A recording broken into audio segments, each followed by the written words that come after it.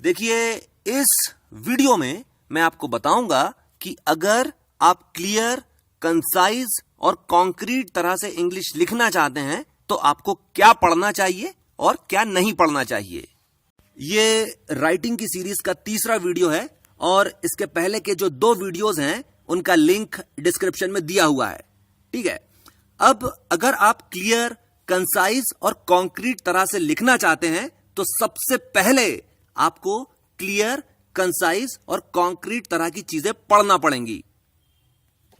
और अगर आप इस तरह की इंग्लिश पढ़ना चाहते हो तो फिर आपको लिटरेचर नहीं पढ़ना चाहिए। ऐसा क्यों? ऐसा इसलिए क्योंकि लिटरेचर असल में उस चीज को कहते हैं जिसकी आर्टिस्टिक या कि फिर कुछ इंटेलेक्चुअल वैल्यू हो, और कोई भी चीज जो आर्टिस्टिक हो और इंटेलेक्चुअल हो क्लियर, कंसाइज और कॉन्क्रीट नहीं हो सकती। अब सवाल उठता है कि अगर स्टूडेंट्स को इंग्लिश लिटरेचर पढ़ा भी दें तो उसमें बुराई क्या है। देखिए, इंग्लिश असल में इसलिए पढ़ाई जाती है या कि फिर इसलिए पढ़ाई जाना चाहिए ताकि आप इंग्लिश का इस्तेमाल उस तरह से कर सकें जिस तरह से आप अपनी मदर टंग का इस्तेमाल कर पाते हैं। अब शेक्सपियर साहब को खत्म हुए 400 से ज्यादा साल हो चुके हैं। 23 अप्रैल 1616 को वो खत्म हुए थे, और 400 साल पुरानी इंग्लिश, और वो भी लिटरेचर, उसको पढ़कर आप क्लियर, कंसाइज और कॉन्क्रीट तरह से लिखना नहीं सीख सकते। दूसरी चीज ये भी रहती है कि कोई सी भी भाषा हो, it is dynamic in nature, यानी लगभग हर 25-30 साल में किसी भी भाषा के सिंटैक्स और ग्रामेटिकल स्ट्रक्चर्स में बदलाव आता ही है। काफी सारे शब्द जो अभी तक इस्तेमाल हो रहे होते हैं उनका इस्तेमाल बंद हो जाता है और उनकी जगह नए शब्द ले लेते हैं। आज से 25 या 30 साल पहले लोग मोबाइल, एंड्रॉइड या सेल्फी जैसे शब्दों का इस्तेमाल नहीं करते थे, और ये तो मैंने 25-30 साल का एग्जाम्पल दिया। आप खुद सोचकर देखिए कि 400 साल के अंदर इंग्लिश भाषा में कितने बदलाव आए होंगे। ये हो गई एक चीज। दूसरी चीज, आप किसी से भी पूछकर देखिए कि मुझे इंग्लिश सीखना है, क्या करूं, और वो आपको सीधे सीधे बता देगा कि भाई इंग्लिश सीखना है तो आप द हिंदू न्यूज़पेपर पढ़ना शुरू कर दीजिए। और अगर इंग्लिश सीखने के लिए कोई आपसे ये बोले कि द हिंदू न्यूज़पेपर पढ़ो तो आप समझ जाना कि उसको इंग्लिश सीखने और सिखाने के बारे में कुछ भी नहीं मालूम।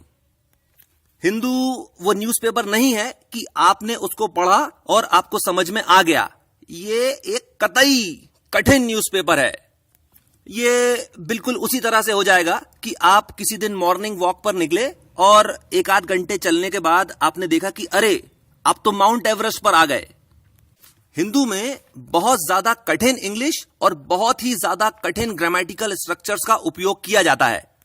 कॉमा, सेमीकोलंस और पैरेंथेसिस का इस्तेमाल कर करके ये 60-60, 70-70 शब्दों तक के सेंटेंसेस बनाते हैं, और इस वजह से आप जब तक फुल स्टॉप तक पहुंचते हो आप इस चीज को भूल जाते हो कि दा के बाद असल में लिखा क्या था। तो अगर आप किसी कॉम्पिटिटिव एग्जाम की तैयारी कर रहे हो तब तो आपको द हिंदू न्यूज़पेपर पढ़ना चाहिए, इनफैक्ट पढ़ना पड़ेगा। पर अगर आप इंग्लिश सीखना चाहते हैं, कुछ भी हो जाए, द हिंदू का न्यूज़पेपर बिल्कुल भी मत पढ़िए। अब सवाल उठता है कि ऐसी कौन सी चीज है जो हर लिहाज से क्लियर, कंसाइज और कॉन्क्रीट हो। अगर आप क्लियर, कंसाइज और कॉन्क्रीट चीजें पढ़ना चाहते हैं और केवल उन्हें ही पढ़ना चाहते हैं तो आपको कोट्स पढ़ना चाहिए। अब देखिए, कोट्स पढ़ने का सबसे बड़ा फायदा यह होता है कि आपकी टॉपिक की समझ डेवलप होती है। आप जब टॉपिक के हिसाब से कोट्स पढ़ते हैं तो आपको मालूम चलता है कि जो बड़े बड़े ज्ञानी लोग हैं उनके इस टॉपिक के ऊपर क्या विचार हैं, और इसीलिए टॉपिक के हिसाब से कोट्स पढ़ना एक साथ हजारों किताबें पढ़ने जैसा होता है। और इसीलिए आप जब कोट्स पढ़ें आप उन कोट्स को लिखते चले जाइए जो आपको बहुत अच्छी लग रही हों।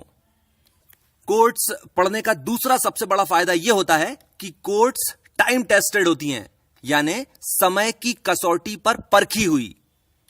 और तीसरा सबसे बड़ा फायदा यह होता है कोट्स पढ़ने का कि कोट्स क्लियर, कंसाइज और कॉन्क्रीट होती हैं। अब अगर आप टॉपिक वाइज कोट्स पढ़ना चाहते हैं तो आपको जाना चाहिए कोट गार्डन पर।